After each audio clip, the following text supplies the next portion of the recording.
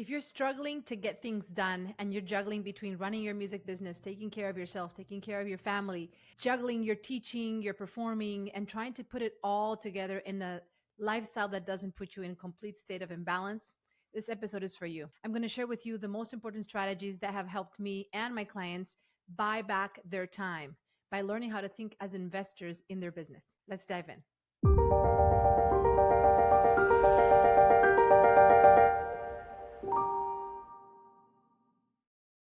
Welcome to the Musicians Creating Prosperity podcast. I'm your host, Dr. Fabiana Claure, and today I want to share some strategies to help you buy back your time.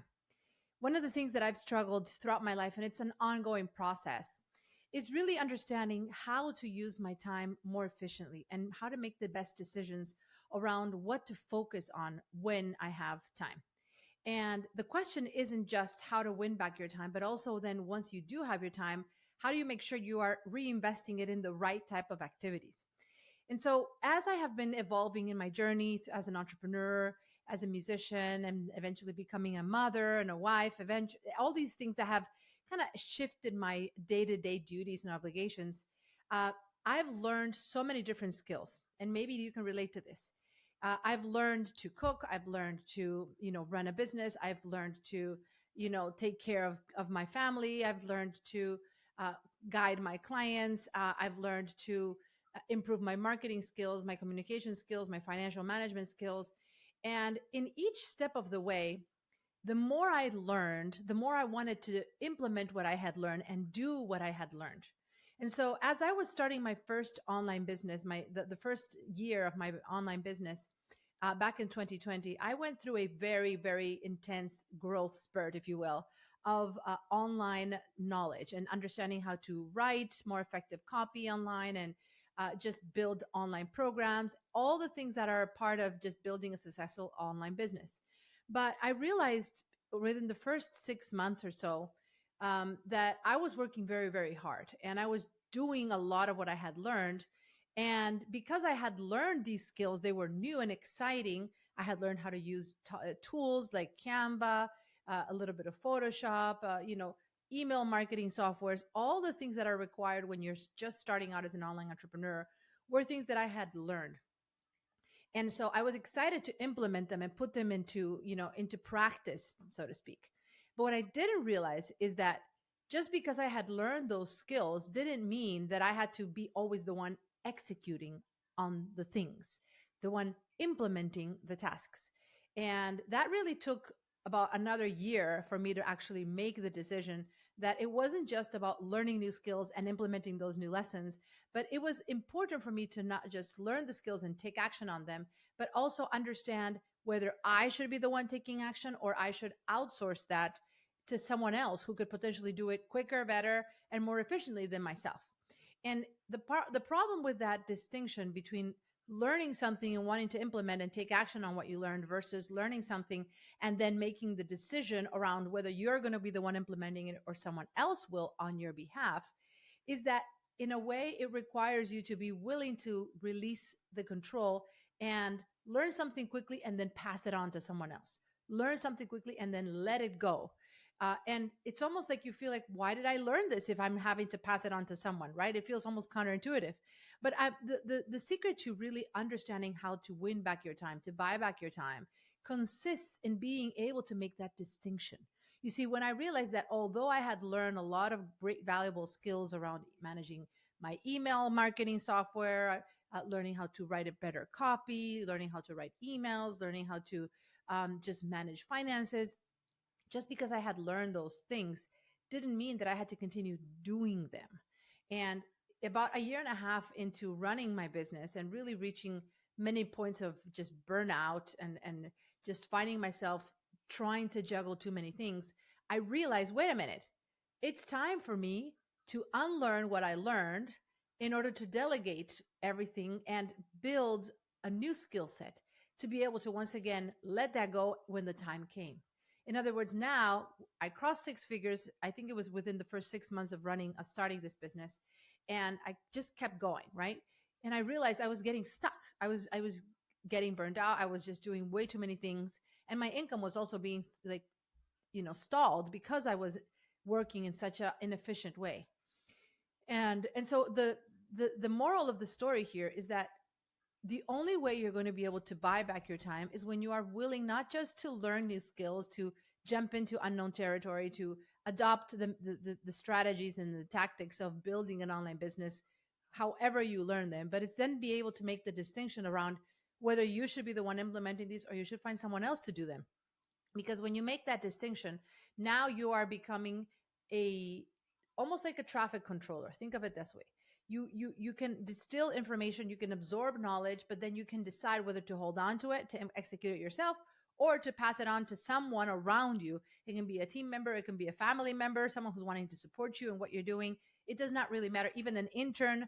But the idea here is when you're okay with learning and then letting it go, learning and to a certain extent unlearning, if you will, that's the secret to being able to scale your business strategically and avoid burnout, right? But it took that mindset shift, that mental shift uh, internally in being willing to let go of that control and to say, okay, I need to learn about this, but I'm not going to go too deep so that I can just transfer it to someone else. And so the same thing happened in my household. And I'll share a story around what it took for me to be also willing to let go of control in my own household. And why is this important? Because this episode is about where in your life right now you may be doing things that you don't have to. And you could be significantly buying back your time if you understand these mindset shifts that I'm showing you. And I shared this story earlier today. I was hosting my masterclass with musicians from around the world, and we were talking about this topic also more deeply. But the idea is that right now in your household, there are things that you're maybe doing that are not necessarily 100% dependent on you, and yet you choose to hold on to them. Maybe because you enjoy doing them, maybe because it's just a habit, maybe it's just something that you haven't considered. Maybe I should be changing this. Why not? Maybe no one has implanted the idea until now. Hopefully, this episode will be that seed for you.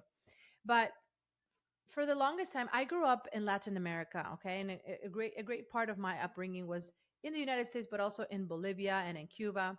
And in Latin American countries, it is quite common to have household help. Okay, and it's very different than in first world countries.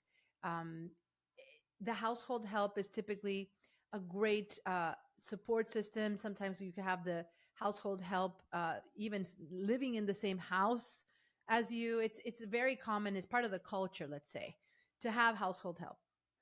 And a couple of years ago, um, my husband and I were living in Dallas and Denton in Texas, and we were, just living our lives, juggling all the things with our two boys and our jobs and everything we were doing.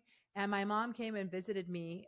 She lives in California, and she visited. She stayed with us for a few weeks, and she noticed the hectic lifestyle. She was just like, "This is crazy. You got so much going on. You're working. You're taking care of the kids. You're doing all these things." And you know what, Fabiana? I think you should consider getting some household help. And I told her, I reacted very impulsively. I remember just sharing with her, like, where, like, that's so uncommon here in the States. That's not possible here in the United States. This is something that is typically available in Latin America. We're not in Bolivia anymore. Like, how do you think we would be able to do that here? It's not possible. Only millionaires can do it. And I just had all these limiting mindset beliefs around what were the options to get household help. And it was just a mindset thing, right? But I was convinced that it was not an option for me, not an option. And so I dismissed my mom's recommendation, as I'm sure many of you can relate. Sometimes we don't listen to our parents. And so after a year of that conversation, one day I reached a really like low point in my household and just kind of feeling that the house was upside down. The dishes were all dirty on the kitchen stove, on the kitchen, like the kitchen counter. Um, the house was a mess. The toys were all over the place. Things were just so out of control. And I remember just reflecting on that conversation from a year ago, and I said, okay, I'm gonna really turn things around. I'm gonna reach out for help. I'm gonna see if I can find someone who can help me, and just reach out for help. And so I found a wonderful lady who started coming to our home for just an hour or two a day, very, very minimal. I was very cautious in kind of setting up the expectations and teaching her how to do everything, and kind of very still guarded to a certain extent. And after a few days, she helped us so much take over so many of the things, that the laundry, the cooking, the cleaning. It was just such a relief in our household to have that type of help. And I started to feel like my life was so much better. And for the first week that I was working, from home, with this amazing support system, I was actually so mad at myself. I was mad at myself for not taking this step sooner, for not listening to the wise words of my mom, for not just opening my mind to possibilities and being willing to just see what was available out there. And so instead of feeling happy, I was upset at myself. I was thinking, why was I so stubborn? Why didn't I do this earlier? I could have felt so much more supported in this entire year. But it was just that mindset switch. It was just that decision to say, let me try and see who can help and see what's out there, instead of, no, that's not possible. That's not for me. And so, for the last 2 years now, we've been blessed to have an amazing house manager that helps us around the house, that helps us do things not only just locally in terms of food support and house chores, but also finding things for our son's birthday. A week ago, we had to prepare things for my son's birthday. And we were very overwhelmed. My husband was like, oh, I had to go get all the party favors and the cake and this and that. And I just told him, listen, let's just ask our house manager to go get everything for us. And it was just that muscle that I had already developed, where, a few years back, that would have never occurred to me to say, I'm going to ask for help in this thing.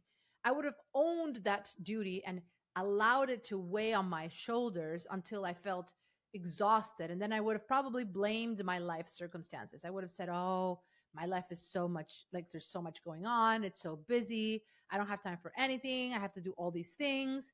And so, it required that muscle memory, that mindset switch, to simply whenever I started feeling that pressure, to be able to say, no, I am going to reach out for help. I'm going to ask for support, and I'm going to design and share and educate and teach the people around me what I need in order to be supported. And lo and behold, this amazing house manager went and got all the birthday decorations, the party favors. It was amazing. She helped us set everything up for the birthday. And we just had a great time because we had asked for help.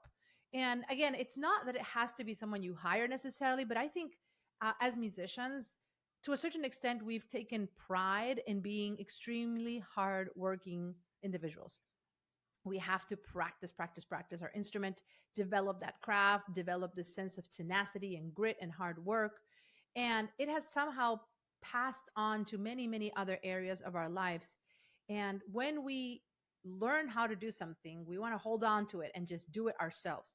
Or when we have a lot on our plate, we want to just try to demonstrate to ourselves our capability of managing it all.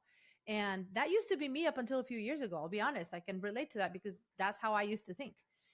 And so I hope that as you are listening to this episode, if there are any areas in your life that you are feeling overwhelmed, burned out, and that you're perhaps thinking, why am I dealing with all of this in my life? Why am I having to manage my business, my family, my clients, my wellness, my instrument, my artistic projects, whatever that looks like for you? My recommendation is be honest with the fact that maybe you don't have to do it all yourself. Whether it's things around the house, it may not be cooking, it may be cleaning, it may be folding laundry, it may be running errands, it may be driving people here and there. Who knows what that looks like for you? But my recommendation is, until you don't start thinking as a CEO, thinking as an investor. Why do I say an investor? Because when you invest in outsourcing the things you need, when you are willing to invest in buying back your time, you can actually create a lot more wealth in your business. Because for every hour that you're not folding laundry, that you're not cleaning the house, that you're not cooking, that you're not running errands, that you're not driving around doing this or that, or that you're not, managing video editing, graphic design, all these online tasks that can be extremely time consuming, that typically should not be done by you as the visionary leader, the CEO in your business. Every hour that you can buy back that time, you can create 10 times the return on that investment. 10 times, because you will be able to focus, on more profit producing activities. You will be able to create more content. You'll be able to have more conversations. There's so many other things that you should be doing right now if you're serious about building your online business. And because you are right now potentially, bogged down by a lot of things that are not what you should be doing, you're actually sacrificing, compromising the growth of your organization. And this goes way beyond than just hiring an assistant. Yes, of course, you're going to need to hire an assistant, but I want to help you explore your delegation muscle, if you will. What does that delegation muscle look like? How can you activate it and make it very, very sensitive? The minute you feel overwhelmed about something, instead of just taking it in and allowing it to drown you, you have to be able to say, where can I ask for support? Sometimes it's not a matter of how do you get support, it's a matter of who's going to support you, right? It's not about how, it's about who. So, right now, my call to action as you're listening to this episode is take an audit of your schedule, take an audit of your day to day activities. Look at, what are you spending your time on right now? And there may be some things that don't necessarily take a lot of time from you, but they're very energy draining, right? Sometimes we do things for 30 minutes and it's just like if it was 5 hours, just because we don't enjoy those things or they're just not in our zone of genius. There are things that we think we need to do, but we should not be doing. So do an audit right now of your schedule. See what are the things that you're spending your time on that are dragging your energy. And once you have that clarity, I guarantee you, you're going to feel so excited to start asking for help, whether it's in your family, whether it's an intern, whether it's someone you can hire. But just develop that muscle, that delegation muscle. Do not feel you need to do everything on your own. Start thinking as an investor in your business. Your time is your most valuable asset. It's the one thing that you cannot get more of. So everything you can do to buy back your time, all the decisions and the optimizations you can make in your music business, in your family life, in your schedule, in your household chores will always be worth it as long as you're clear on what you can be doing instead. Right? So I hope this serves you as a call to action to activate your delegation muscle and to look more carefully at what you could be delegating, what could you be perhaps eliminating altogether, and focusing on what matters most for you and your music business. Thank you for listening. I hope you've enjoyed this episode. Let me know what else you would like for me to share in our podcast. Until next time, let's prosper together.